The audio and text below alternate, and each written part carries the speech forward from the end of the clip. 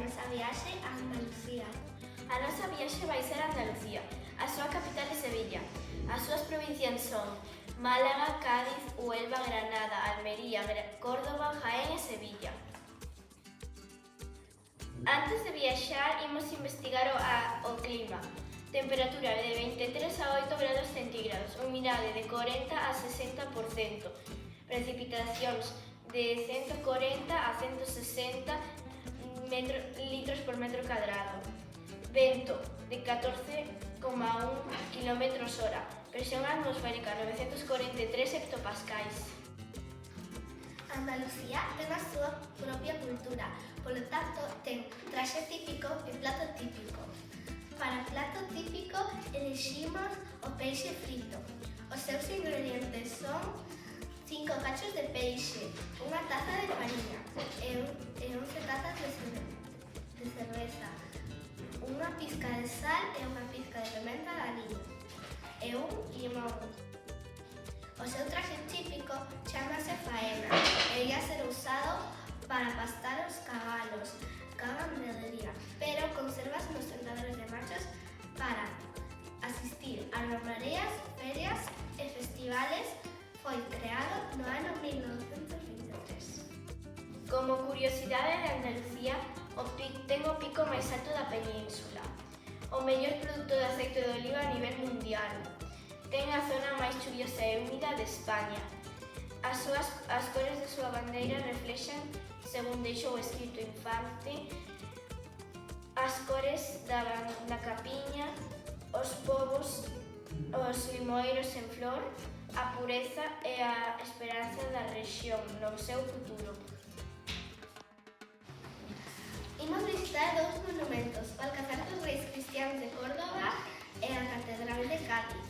Estamos na Catedral de Cádiz. Realizouse en 1722. Ao largo de 116 anos terminouse de construir. Conta con 16 capillas. A cripta realizouse de pedra ostioneira. O Alcázar dos Reis Cristianos de Córdoba ten xigantes xardíns estructurados nos que as plantas se alternan e hai esculturas dos reis católicos. Eu e a miña compañeira estamos nun safari para ver a cabra montesa, o raposo e o xabarí.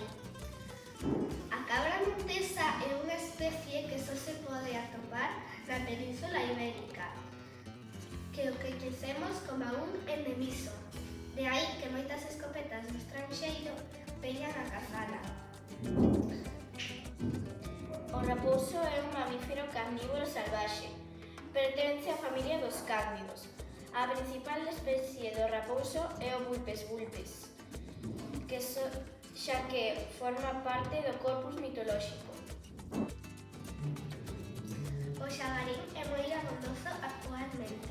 Non é un mamífero fluvial e antigamente usábanse os seus testículos como balumes.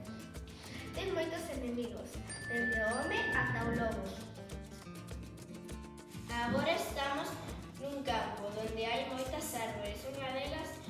Unhas delas é o piño piñoneiro, o pinsapo e o lentisco. O piño piñoneiro é unha árbore de talla media. Os adultos presentan unha copa en forma de sobrilla. Soen medir de 12 a 20 metros. O seu uso é árbore de sombra. A súa fruta é a piña. O pinsapo é unha árbore robusta que só alcanzar os 30 metros. As súas ramas están situadas horizontalmente. Os pinsapos son árbores ameazadas pola sequía e os incendios. O lentisco é un árbore de baixa estatura. Soe medir entre 2 e 12 metros. E ata aquí chegou a nosa investigación.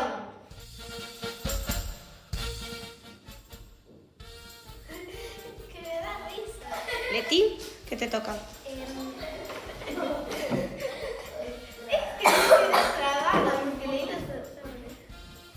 Leti, que no se te ve la cara.